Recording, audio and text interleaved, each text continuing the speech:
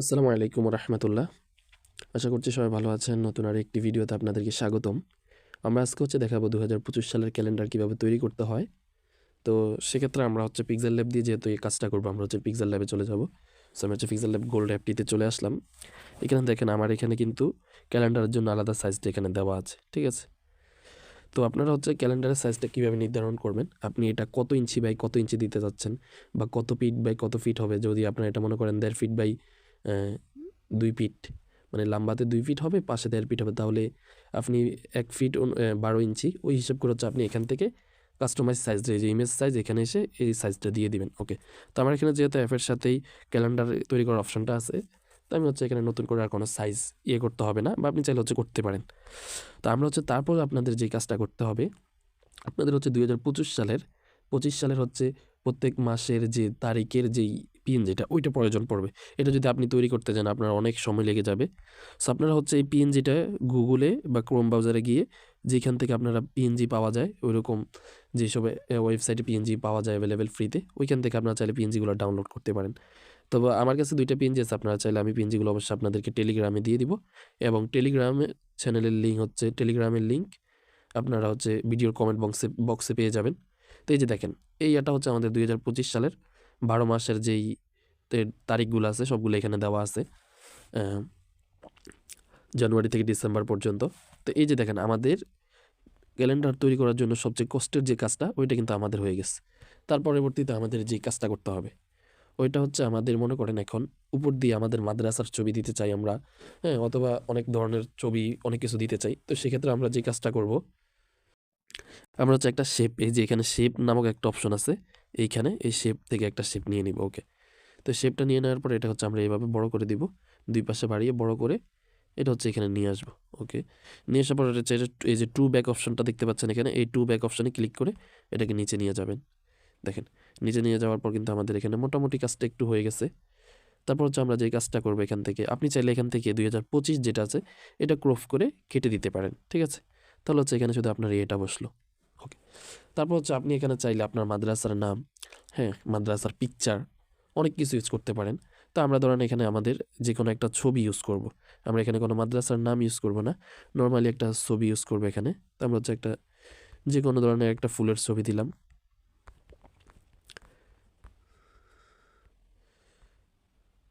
আমরা মনে করেন এই ছবিটা এখানে দিয়ে দিলাম, ঠিক আছে। তারপর এই যে মনে করেন ছবিটাতে আপনি এখানে নিয়ে আসলেন, এখন এটা আপনি বসাবেন কি করে, এটা আপনার একটা প্রশ্ন থাকতে পারে।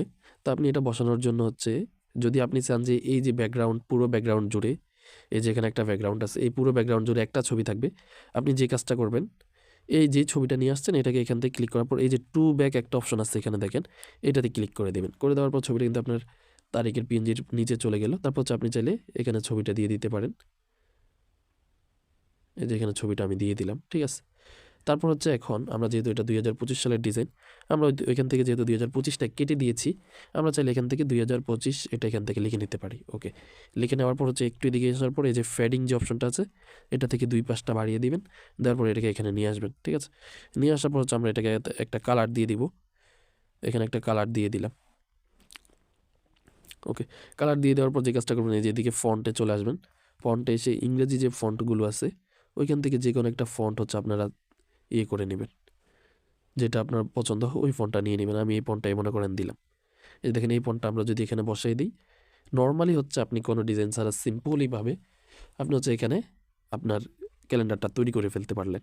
এখন আপনি যদি অন্য কোনো ওয়েতে তৈরি করতে চান, যে এক পাশে শুধু আপনার মাদ্রাসার ছবি থাকবে, কিছু লেখা থাকবে, তো সেক্ষেত্রে আপনারা যে কাজটা করবেন, আপনারা এখান দিয়ে এই যে এখানে নিচে আমরা যে শেপটা নিয়েছি, এই শেপটার মধ্যে এদিকে আসার পরে যে স্ট্রোক দিয়ে দিবেন, ঠিক আছে। একটু কালো স্ট্রোক বা আপনার পছন্দের যে কোনো কালারের একটা স্ট্রোক দিয়ে নেবেন।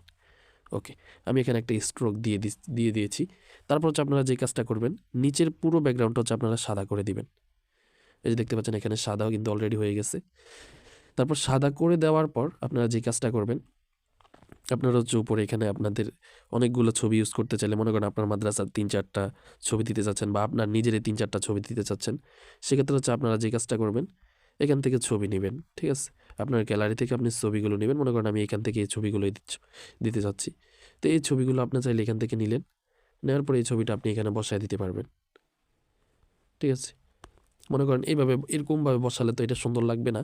সো আপনি যেই কাজটা করতে হবে, এখান থেকে একটা শেপ নেবেন, শেপের পর তারপরে এই যে এই অংশটাতে ক্লিক করবেন। এটাতে ক্লিক করার পর এখানে অনেকগুলো শেপ দেখাচ্ছে।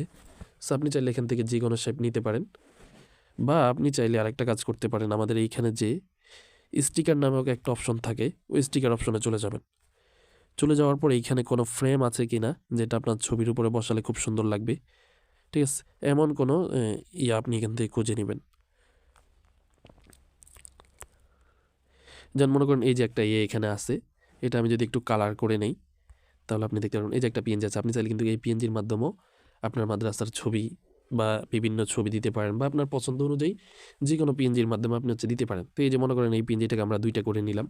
করে নেওয়ার পর একটা পিএনজিতে একটু এদিকে আসার পর এই যে টেক্সচার্স একটা অপশন আছে এখানে, এই যে আমি যেটাতে চেপে ধরছি, এই টেক্সচারে ক্লিক করে দিবেন। ক্লিক করার পর এই যে এদিকে একটা দেখেন গ্যালারি আইকন আছে, এটাতে ক্লিক করে দেওয়ার পর আপনার পছন্দ অনুযায়ী যে ছবিটা দিতে চাচ্ছেন, ওই ছবিটা আপনারা এখান থেকে নিয়ে নেবেন। কারণ আমি এই ছবিটা দিতে চাই, তো এটাকে আমরা এখান থেকে নিয়ে নিলাম। তো এটা নিয়ে নেওয়ার পর এটা কিন্তু এখানে অলরেডি চলে আসছে, বাট ওই যে আমরা কালার তৈরি করার কারণে পিকচারটা দেখা যাচ্ছে না। সো এই যে দেখেন এখানে কিন্তু ছবিটা চলে আসছে। তো আপনি চাইলে এটাকে এভাবে 2-3টা পিএনজি দিয়ে আর একটু আকর্ষণীয় করে দেখাইতে পারেন, বা এটা একটু বড় করে দিলেন, বড় করে এখানে দেন, হ্যাঁ, দিয়ে এটার কালারটা আপনি চাইলে অন্য যে কোনো কালার দিতে পারেন, অথবা সাদাও দিতে পারেন, সাদাও রাখতে পারেন। তারপর আপনি এটাকে এনে একটু বড় করে এভাবে দিয়ে দিলেন, ঠিক আছে? তারপর আপনি সেমভাবে চাইলে এটাকে আরেকটা কপি করে তারপরে এই যে টেক্সচারে আসার পর এখান থেকে এটাকে ডিলিট করে আবার নতুন করে টেক্সচার থেকে অন্য একটা ছবিও নিয়ে আসতে পারেন। ধরুন এই ছবিটাই দিয়ে দিলাম, আমি তাড়াহুড়ো করে দেখাচ্ছি যাতে আপনাদের দেরি না হয়। আপনি চাইলে এখান থেকে এটাকে ছোট করে এদিক দিয়ে দিলেন। তারপর আরেকটা ছবি কপি করে আবার এরকমভাবে এনে এভাবেও দিয়ে দিতে পারেন, বা এটাকে এইভাবে করে নিলেন। নেওয়ার পর তারপর আপনি আপনার ছবিটা আনলেন। এভাবে আপনি আপনার মন মতো একটা ডিজাইন করে শেপ করে এখানে দিয়ে দিতে পারেন। তারপরে 2025টা এখানে দিয়ে দিবেন। দিয়ে দেওয়ার পর এটা ট্রু প্রিন্ট করে নেবেন। করে নেওয়ার পর এটার পিছনে আপনার স্ট্রোক দিয়ে দিবেন, সাদা স্ট্রোক দিয়ে দিবেন, যেহেতু এটা সাদা। দেওয়ার পর এটা বাড়িয়ে দিবেন, ঠিক আছে? সো এইভাবে চাইলে কিন্তু আপনারা আপনাদের ক্যালেন্ডার তৈরি করতে পারেন। তো এমন যদি পিএনজি আরও কয়েকটা এরকম 12 মাসের 2025 সালের তারিখের পিএনজি আপনার আমাদের টেলিগ্রাম চ্যানেলে পেয়ে যাবেন। আর টেলিগ্রাম চ্যানেলের লিঙ্ক ভিডিওর কমেন্ট বক্সে দেওয়া থাকবে এবং ডিসক্রিপশন বক্সে দেওয়া থাকবে। যদি ভিডিওটি আপনাদের ভালো লাগে এবং আপনাদের কাজে আসে, অবশ্যই ভিডিওতে একটি লাইক করে দিবেন এবং কমেন্ট করে আপনাদের মতামত জানাবেন, এবং পরবর্তী ভিডিওতে কী নিয়ে আলোচনা চান অবশ্যই সেটাও জানাবেন। তো ভালো থাকুন, সুস্থ থাকুন। আল্লাহ হাফিজ। আসসালামু আলাইকুম ওয়া রাহমাতুল্লাহি ওয়া বারাকাতুহু।